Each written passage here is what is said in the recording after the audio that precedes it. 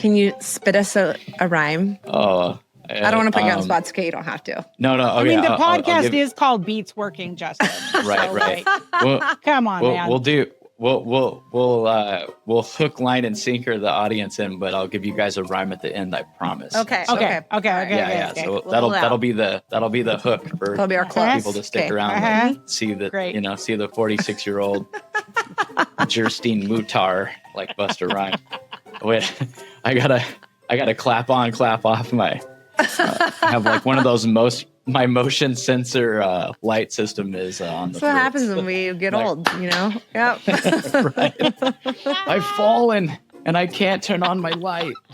Yeah. Well, I mean, so far we've talked about clapping on, clapping off. We talk about transition lenses. This is turning into a different kind of a podcast. This is what we anticipated. Right. This is what your 40s look like, folks. This is what your 40s look like. Right. And then the worst thing is I can barely remember what we first started talking about. Yeah, why are we even here? Nobody knows. Why am I here today? Welcome to Beats Working, winning the game of events, where we share stories and strategies to turn any event or life moment into something unforgettable. Events are wild, and the people who work in them are some of the most resilient humans on Earth. If you know, you know. So come with us behind the curtain for a look at their most memorable experiences. As they say, the show must go on, so let's get on with the show.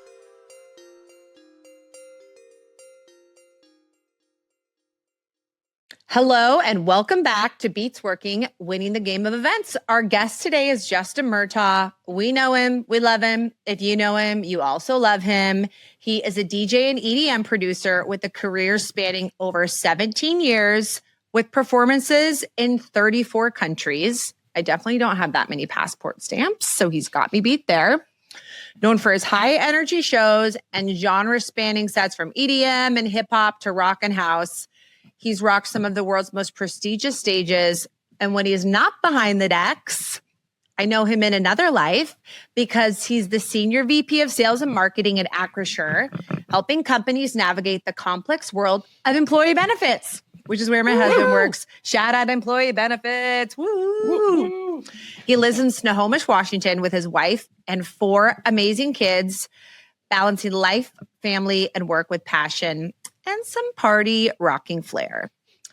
Whether he's on the stage or in the boardroom, he brings the same magnetic energy and creative spark to everything he does. This I can attest to because we've worked with him. Welcome, Justin. Yes. Welcome, Justin. Woo. Thank you so much for having me today. I'm excited to be here. And you look so glam in your outfit today. I love it. I'm feeling kind of gas station, but you're looking like DJ chic. Yeah, well, my wife dresses me. She thinks that all podcasts and everything are pretty important. So she threw this together we thank for her me. for that. I like how you have your headphones like behind your hat so you can still wear the hat. I'm going to steal that trick because I have some hats I want to wear, but they don't fit over. My headphones don't fit over them. So this has been I've been rocking like this for I think 12 years now with this. Is that like a kind of configuration? Move? Is that like a yeah? I got the V motos are pretty okay. They're pretty nice. Yeah, that's like. Are they meant to be down low? You have to. You move you toggle the pads so you can listen to the outside music because sometimes the mix in your headphones is a little bit different than what's actually coming out of the monitors. So. Especially if you're queuing something up, like I'll have one ear will be cue and then the other one's like the full mix. But then sometimes I'll drop the full mix and then I'll listen to either the monitors that are ahead or just kind of, you can kind of gauge the overall front of house sound sometimes, depending on the venue. But Justin, while we're on the topic of headphones, can you tell us if there is a headphones brand that you endorse or love, or maybe that you want to endorse? Hint, sponsors that are listening. No particular brand that I'm vouching for. I currently use V-Moda. They were really awesome. Unfortunately, though, they haven't really been so supportive lately. They've kind of geared up towards the prosumer market versus kind of being the DJs kind of headphones and making headphones kind of specifically for DJs. But yeah, I mean, these work okay. They're better than an AirPod. Nothing sticking out better than an AirPod. Well, I recently got just speaking of earphones in your ear, I recently got the Meta Ray-Ban glasses, and it is wild how those talk. The speakers are like behind your ears on the handles, but like, unless you're really close to me, you can't hear them. Oh, you have them too. Yes. Oh my gosh. I just got them for my birthday. So you can here's the only thing I wish they did. I wish the camera had a zoom in, zoom out feature. It doesn't, but I do like a lot of the other features. I'm enjoying the audio part more than I thought I would, because like when you're walking, you can listen to a podcast. It'll read you your text messages. If you're doing directions, if you're wearing them while you're driving, it'll give you the directions. So it does more than just catching video and images, which is what I originally got it for. I went into a gallery shop a couple days ago, and as I was entering, there was a big sign that said no pictures or video. And so I was like, no problem. And I put my glasses on and started recording. I did. That's so awesome. No, it's I've had mine for 24 hours now. And 24 hours. Did you get them for Father's Day then? Are they? No, I got them for my Father's Day birthday. Father's Day birthday. So, are you going to use them while you're DJing so you can get like video of the crowd?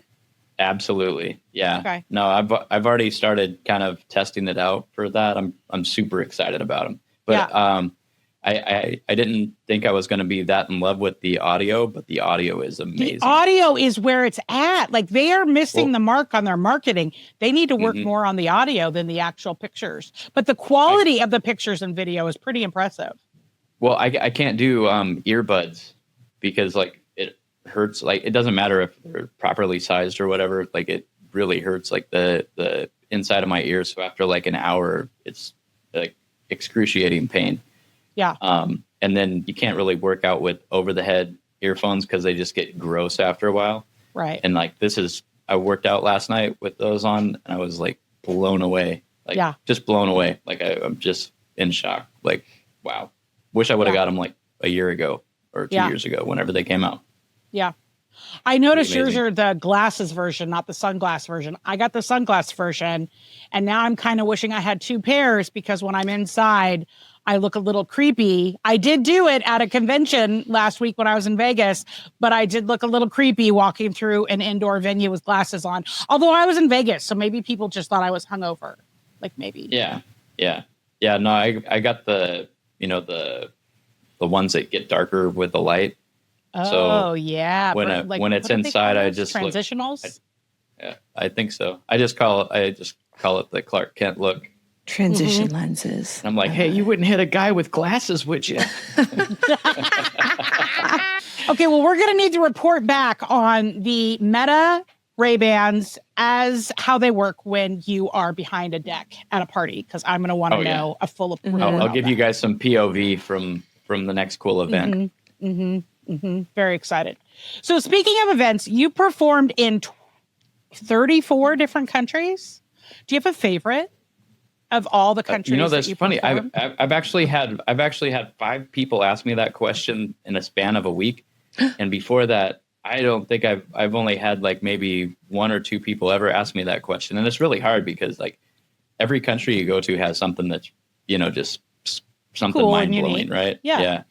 And so it's really tough, and I'm a little bit biased because I lived in Vietnam for the better part of 6 years. So I mean, my most favorite performances were there, because like we did some crazy ones there. Plus I just, I love Vietnam. But and then there's so many, geographically America's just, I mean, it's probably one of the most diverse countries arguably out there, right? I mean, you have every type of climate. Like even in Washington State, for example, like you have pretty much every type of climate in this state alone. So, I mean, I've done some really cool stuff in the United States and been to some really neat places, and both kind of microculturally, I think you can call it that, microculturally, or, like there's certain regions that'll have like their own thing that they've been doing for, a couple hundred years now. And in some instances, where you have the natives that have kept their traditions and stuff alive. I mean, stuff that spans millennia that are, culturally inherent, that have actually spread to the, the incoming cultures that have, come and settled in those areas. So, I mean, there's just so many cool things that I've been a part of, like being a DJ. It's, it's really hard to put your finger on one thing, but, everything kind of goes back to Vietnam. I got to say that, it's, Is there a country that you would never go to again? How about let me flip the question. Is there one that you're like never going back again, no matter what the deal is? No, I'd never say that. I've been in some countries where I've had some bad situations and bad things happen to me, but definitely don't blame the country or a country's government on, the actions or inactions of individuals or something. Yeah. Is it hard to travel with all your gear, or do you ever not travel with your gear and just rent gear when you get there? I usually don't rent the gear. So in a contract, we usually have like what's called a performance rider.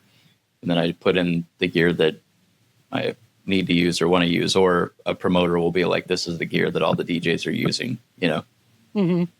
Get used to it. Practice on this before you get here.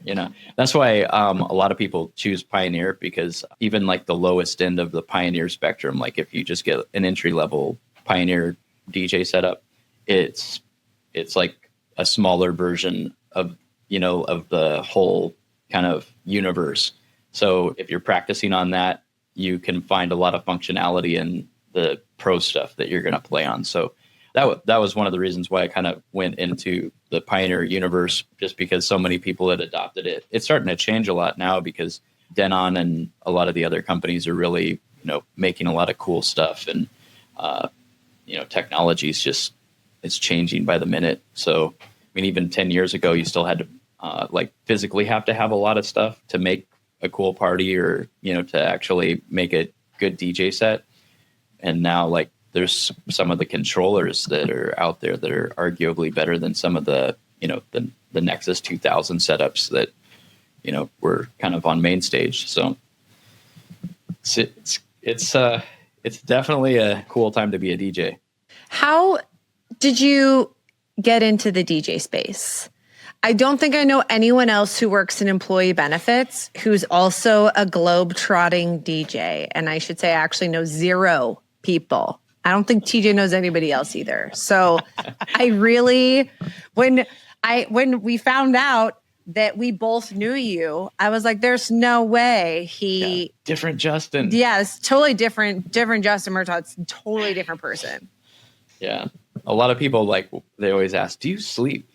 Do you ever sleep? Yeah. Night gigs, DJing, daytime, helping people. Yeah. No, it's a crazy origin story. I kind of went right into employee benefits. I got hired technically in college, so I just started working in that field. But at the same time, I was nurturing my music career. So I started as a rapper. So it was the cliche white. Can you give us a rhyme? Can you spit us a rhyme? Oh. I don't want to put you on the spot. It's okay. You don't have to. No. I mean, the podcast is called Beats Working, Justin. Right. Come on, man.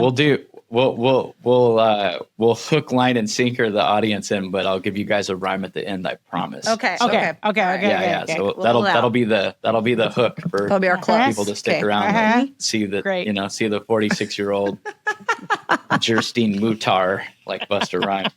Wait, I gotta clap on, clap off my. Have one of those my motion sensor light system is on the. That's what happens when we get old, Yep. Right. I've fallen and I can't turn on my light. Yeah. Well, I mean, so far we've talked about clapping on, clapping off. We talk about transition lenses. This is turning into a different kind of a podcast. This is what we anticipated. But. This is what your 40s look like, folks. This is what your 40s look like. Right. And then the worst thing is I can barely remember what we first started talking about. Yeah, why are we even here? know. Nobody knows. Yeah, why am I here today? Okay, I have a question for both wait. of you.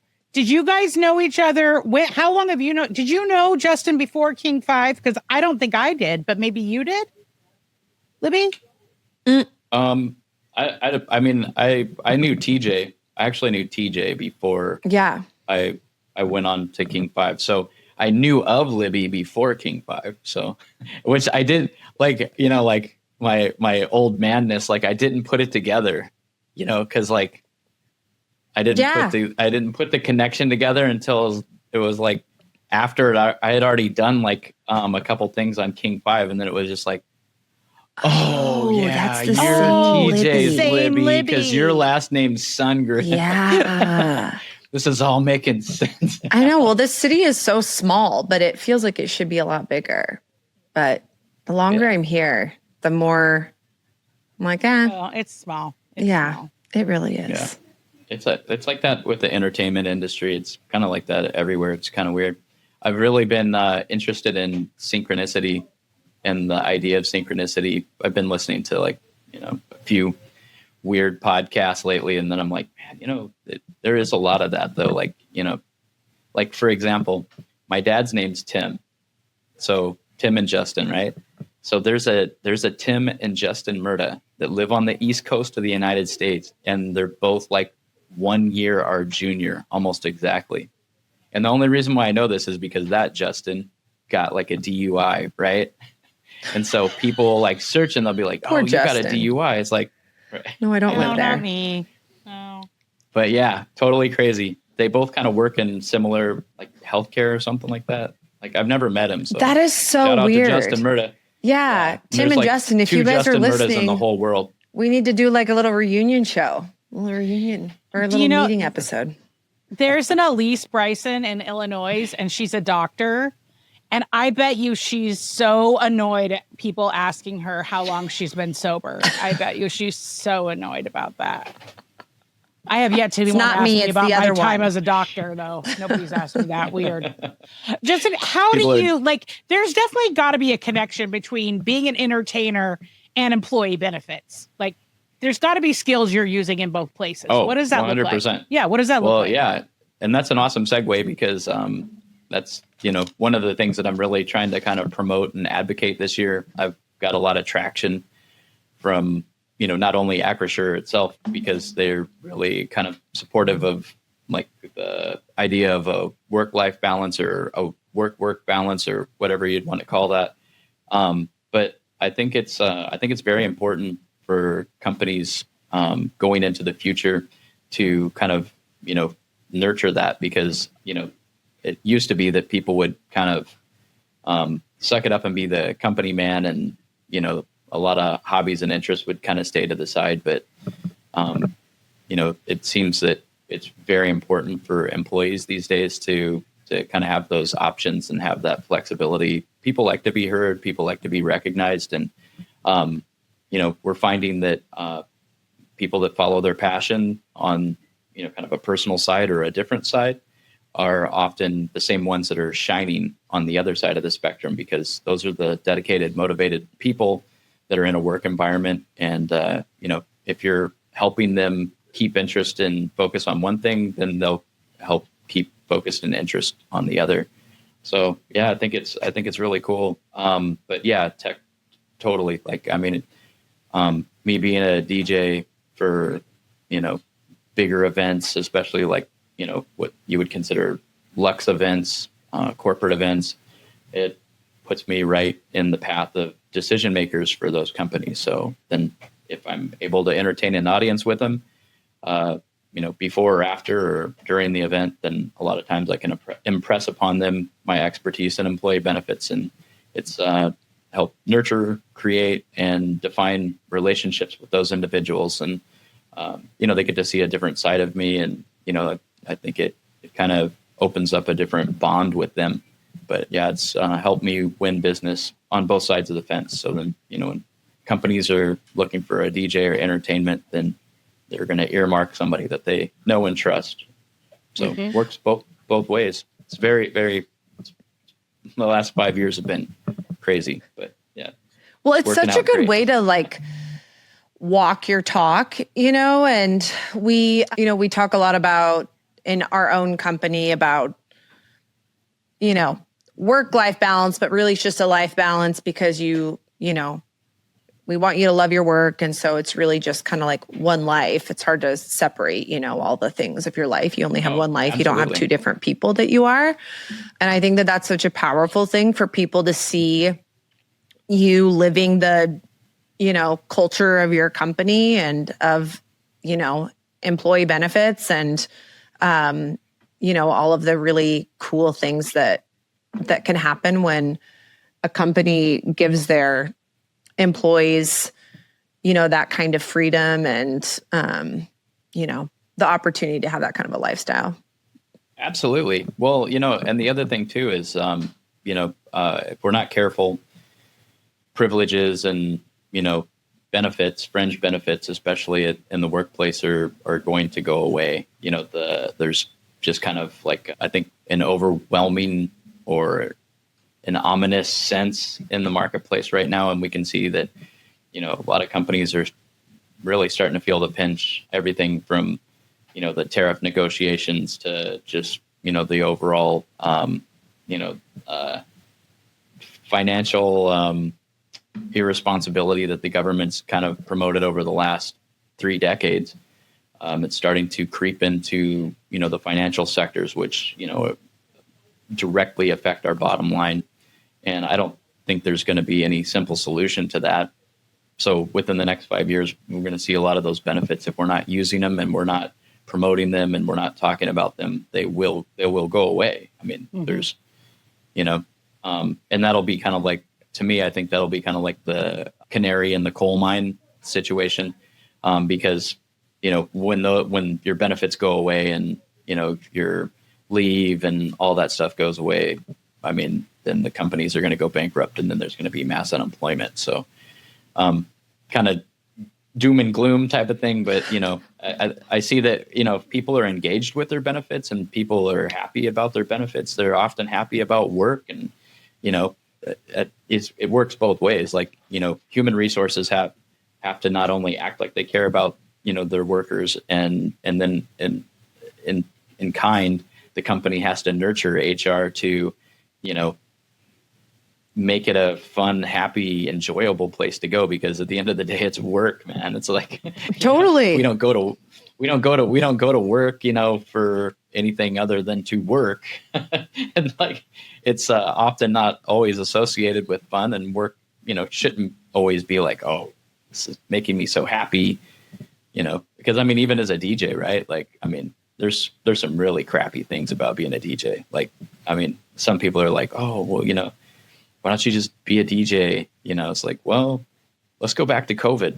If I was just a DJ during COVID, like, I would have been Justin, the Uber driving DJ, like someone have been playing outside of Met Market. Just right. So, I mean, finding different avenues for employment are super important. And sometimes, like, when the benefit stuff gets mundane or not so awesome, I can like fall into music, and vice versa. You have like a couple bad clients, or you have a couple shows that it's just like, crowd was weird or unruly, or you just weren't feeling it. It's like, go over here and, talk to awesome people like TJ. Yeah. Shout out just TJ. like TJ. Shout out to TJ. Yeah. He's awesome. Okay. You're a dad to 4 kids and you're a husband. You're a totally great family guy. How do you mix and balance this life of work and music and family and still stay creative and keep your energy and, keep it all going? I like how you use the word mix, Libby. Way to work that in. That was a nice touch. Music puns. Yeah. I'm all about it. Yeah. Yeah. Well, sometimes you got to turn up the volume on dad. I should have known. I feel like every time I think I've got a good one, you just like ratchet it up just a little bit more. sometimes you got to press play at the playground, you know, just He's got more parenting experience than me. Okay. He's got more dad joke time under his belt. yeah. Yeah. Well, with four kids, he's got you beat by double the kids times 2. And I think a little more time. How old's your oldest? About to be 12, 11 going on 12. Wait, you have 4 between so the fast. ages of 0 and 12? 4 and 12. So between 4 and 12. Yeah, they're pretty close together. A 4, a 6, 10 and 11. So Oof. So about to be 12, about to be 7, about to be 5. So it's they'll all be toddlers, which That's is what I'm talking about. It's really not that bad, man. They're super good. They play with each other. Once you have one, you might as well have like 7. I mean, I don't know. You have to have 2. We have 2, and I'm like, you just throw some more in there, you know? Yeah, after 2, I don't know that the numbers really matter. Yeah. Right? 2 is very important because the 2, they play with each other. And I feel sorry. Shout out to all the single kids, the only parents kids out there. Ooh, only child, man. They want to play with their parents all the time, and you got to, because that's your responsibility. You know what? That's so true, because sometimes some of my oldest son has some friends who are only kids. They're wonderful. I love them, love their families, love their parents. But sometimes some of his friends will come over and they'll be like, "So are you going to play with us?" I'm like, No, you guys are go play with each other. Do something. You're friends. I'm not playing with you guys. Kid stuff. Yeah. Right. No. And what you find is like a lot of the only children's parents, like, not saying anything disparaging, because I think being a parent should be 100% encouraged in America right now. But dude, like they like lower their play standards to like, oh, I gotta be on my kid's level, instead of like, hey, let's go in and play some Warhammer together. Like let's do something crazy, kid. Like they drop the play level down, where kids are always trying to like build up, like level it's up. funny, like yeah. My 10-year-old, like, she'll be trying to get my 4-year-old to play chess, like she's gotten dominated on by mom, and then she's like, I see her like with the I'll get the 4-year-old in here. Like, hey, get over here. Boost my confidence back up. Night? You're 4. It's like every time Sevi, my 8-year-old, tells me a joke, and I'm like, that sounds so not like what an 8-year-old kind of joke should be. And I'll say, where did you, trying to be nice and not judgmental. I'm like, that's a really interesting joke. Where'd you hear that? I saw it on SNL with Dad. Like, okay. So do you watch SNL with your kids? How do you do it? I do. Because, DJing is, you have what we would call a 9-to-5 job, but DJing is nights and weekends. And like we said, lots of travel. How do you stay present and, in your family, like keep your family unit kind of going as, when you're I try to involve them in everything as much as possible. So shout out to DJ Discounts for including my family in the program. So yay. If you want a good wedding DJ, all you have to do is invite my family. They love weddings, man. They're girls. So they're like, oh, what? They invited us, and they'll like all get dressed up, but they don't like to do it all the time. So like, I don't always bring it up, but I try to get them at least like one wedding a month or 2 weddings a month. And then, I just take them wherever. I went and DJ'd in Vegas and did like a HR conference for a week, took them with me. All of the conferences that are coming up, I try to take as many of them with me as possible. So when I go on the road, we're kind of rolling as a unit. Again, try to build it in my contracts, I'll do price trade and stuff like that. But I love having them with me. I think it's important that they're there at the shows. Like if I'm on stage at big festivals, I'll bring my girls up and kind of introduce them to this, stage and lighting and show them the ropes. And now my oldest, like a lot of my, smaller gigs and stuff, especially the ones where I actually bring my own equipment out to. My oldest, she goes with me and helps me and stuff. So she's been doing that for 2 years, and she's made a small nest egg doing that. But she works really hard, and she can sing and play the piano, and like super proud of her. And Do you guys coordinate I'm not outfits? forcing them like, hey, you got to take over Dad's DJ gig or anything like that, But you got to take over the family business, guys. Yeah, it's the family business. Do you guys coordinate outfits? Do you have coordinated outfits? Yeah, you do. Yeah. Oh yeah. That tracks. Yeah. My wife's Asian, so they love that stuff. Not trying to be. She's dressing you. She dresses. It's just the way they are. Do they they'll match and like.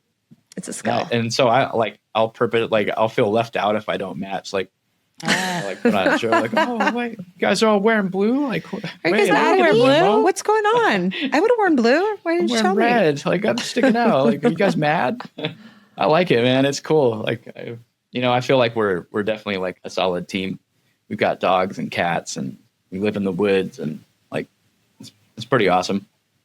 Oh, what a cool way to grow up. I feel like I'm definitely living my best life right now. Like I've done some cool stuff and, had some neat experiences on the road and worked with cool people, but dude, kids and the family and all this is just, it all makes sense now, So I feel like I'm in a good place. So. Oh, what's the biggest event you've worked? Like as far as like number of people? 110,000. Whew. That's a lot of people. Yeah. What was that? Ho Chi Minh City, Vietnam, New Year's Eve. Armin van Buuren was supposed to be the headliner, and he for whatever reason, like couldn't travel. So I was kind of like the de facto. I was like the entertainment. Oh my gosh. So I DJ'd, I MC'd. It was nuts. So it was like this whole program with Heineken. And so it was before they started doing their Ocean Eyes. I think it was called Ocean Eyes events. And I even like choreographed like these big kind of like parade floats. So they had like these kind of, like Vietnam's interpretation of parade floats. And they were like all a representation of different aspects of, countries all around the world. And I choreographed all their dances and everything. So I literally did everything on that whole tour, soup to nuts. And it was like super exhausting, but we did some huge shows, but yeah, the biggest one was 110,000. That's super cool. Published. It was crazy. So there I was with 110,000 screaming Vietnamese fans. And then what's the smallest event you've ever done? Not your living room. Smallest, 2 people, 3 people. Yeah. Just private wedding. It's private. No, just, not a very well promoted casino gig. Oh, yeah. Painful. That's painful. Yeah. It's all good, man. You take the good with the bad. I rock it. I always rock it. I always tell people it doesn't, matter if it's 9 or 99,000, man. Same show. Yeah. And you know what? As an event organizer who has had some events that were not really great turnouts, not ever ones where I had a DJ, but if I did have a DJ and there were only 2 people, I would really appreciate them not making me feel even worse than I probably already felt. Right. Because exactly. If there's nobody at your event, it's kind of sad. Oh, it kind of is, but then at the same time, it's like, well, I had a different mentality. So like, being the rapper starting out early, like I had to deal with some pretty, small, weird, not well promoted, just bad shows like over the years. Like I've had a lot. So as a DJ, I was kind of already like used to that, but as I would have been used to it, but here's my philosophy. You can tell everybody online now in social media, like, dude, you missed the party of a lifetime. There was like thousands of people there. It was the best set I ever threw. You missed out. FOMO. It's amazing. Okay, as we start to wind down, Justin, I need the deets. I need the 411 on the Hip Hop Handbook. What is that about? So that was the bridge to being able to do entertainment stuff full time. So I was looking for an avenue to be a rapper full time, and so I created this company with my business partner, Jarris Green. He goes by Professor Icy. He's actually back in America now. He lives in Olympia, and we still cohort on some stuff. We actually just created another Hip Hop Handbook volume, The Art of DJing. So volume 2, it's an actual book on how to DJ. Is it for sale right now? What's that? Is it for sale? Yeah, it's actually on Lulu. So you can actually buy it on Lulu, but I haven't promoted it yet. We're kind of feeling it out to see if we're going to get like an official publisher or a company to pick it up. Okay. But well, yeah, if you're lucky, right listeners, we'll link it in the show notes. But you may have to this wait. is like the super secret release. So on Lulu, Hip Hop Handbook, Volume 2, The Art of DJing. But yeah, the Hip Hop Handbook, it was a kind of a demonstration on the history of hip hop.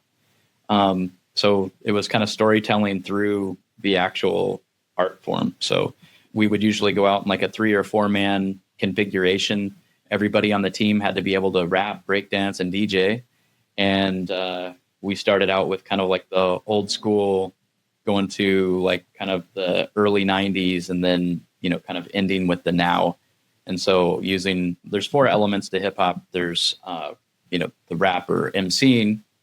Then there's breakdance, or what they call urban dance now, or a lot of people try to name it however they want to name it, but breaking and b-boying and b-girling. Then there was aerosol art, which is better known as graffiti, and then DJing. And so those 4 elements we would try to represent, but most schools didn't want any graffiti for obvious reasons. Didn't want us to encourage aerosol art. There's a few. Shout out to Mike and Melissa Prescott out in Maine, who they actually had us come out, and we did like the full meal deal, Holyfield, man. Like they promoted the whole thing. We actually took some of their students on the road with us, and we were starting to shoot a documentary for PBS, because they were just like these, random kids in hip hop culture in the middle of Maine, and they were excelling at it, kind of, really great at beatboxing and everything. Like it was really cool. But yeah, so we'd go out, we'd do the show, we would perform in schools all over the United States. We became the #1 assembly for like 2008 or 2009, like right before we kind of like shut it down. It was too impractical to keep going as a business, just because there was so many variables, travel, and, then we had like a pretty, iffy agent that, as I got into the music industry, found out that they took a little bit crazier of a share of the proceeds than what's, typical or fair. And then you're like working with schools who like, Yeah, right. You'd think that like people would be, poor schools. Schools were, it was fun. But yeah, we're trying to bring some of that back. But that's how I got to be a DJ, because I actually had to learn how to be a DJ to be, or to make it work. And so Icy and DJ B Mello and a few people taught me enough stuff to, be dangerous and to do the shows. And then when I got to Vietnam, actually, because of the Hip Hop Handbook, it was a little bit more financially viable to be a DJ than to be a English speaking rapper in Southeast Asia. So it opened up a lot of doors financially. So yeah. And I never really considered, when I first started, I was like, I didn't really want to be called a DJ, because like DJs that I think of as DJs, like the best DJs, like DJ Premier and Rob Swift and stuff like that. Like, like as a turntablist or a DJ instrumentalist, like I could never hold a candle to those guys, but I just had like that weird chip on my shoulder. Like, I'm definitely not one of those guys. So I'm a button pusher. So like I've kind of created this idea of button pushing, and a lot of the DJ equipment that I used would only have buttons. I used Native Instrument stuff and DJed on a platform called Tractor. And but I got out of that. I got over that. Now I'm, I don't feel like I have imposter syndrome anymore. I was going to say, your imposter syndrome gone. Yeah, it's gone. I'm arrived. I'm here as a DJ. I'm on par with other DJs. Yeah, and I've been practicing. I can actually do a little bit of scratching and stuff now, so I don't have to be embarrassed about that anymore. Justin, have you ever had a situation where like something was about to crash and burn at an event? Because as we know, things always go wrong at events, where you were able to come in and like be the hero and like pull it back together? Okay, you want to hear it? This is the best story. Yes. So yes, we want to hear this. This is the coup de grace. All right, so there was that huge super typhoon that like steamrolled through the Philippines. I don't know if you guys remember it, but it was so big, like they were on the verge of like considering whether or not to call it like a category 6 or something. Like, this is so big. It's the biggest at that time. I don't know, because the Weather Channel people, they like to be super dramatic for views. I get it. But anyway, it was a big storm, and supposedly like the biggest storm ever recorded up to that point. And so it like went through the Philippines, and it like did considerable damage. And it's really awful because I've got a lot of friends in the Philippines, and it was pretty heartbreaking.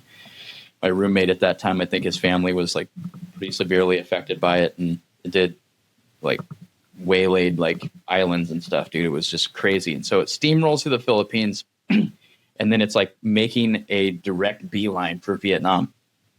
So we're in Da Nang, and it was like really weird because like they kind of predicted the storm to like pull like a hook and like go up into like Hong Kong and dissipate and go up into mainland China like it normally does. But this one like, defied the forecaster's odds, and it's like direct hit right on Da Nang. We're doing this huge show out on the beach, 40, 50,000 revelers, are projected to show up. And, the event got completely canceled. Like, thank God, like the storm actually stalled out in the bay. Well, the next week we're supposed to go down the coast and then like do another show in Nha Trang, which is another city.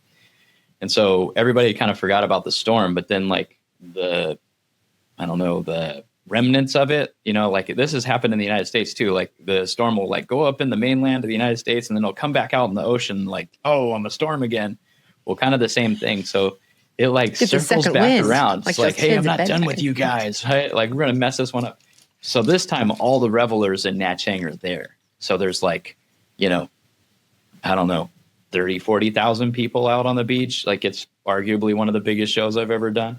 And we're all set up. We're on stage, and we actually went up and like we like prayed like at the Buddhist temple and everything. Like for good weather.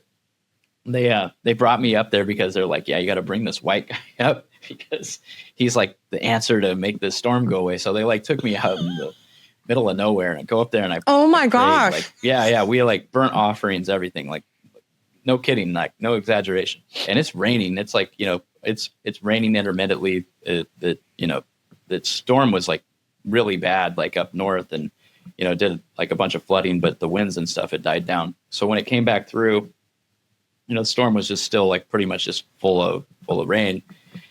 And we come back out and we're just like, man, since we had already canceled the first one, they're like, yeah, if this one cancels, like it's going to be really bad. And like, Heineken might pull all their sponsorship money for, here on out.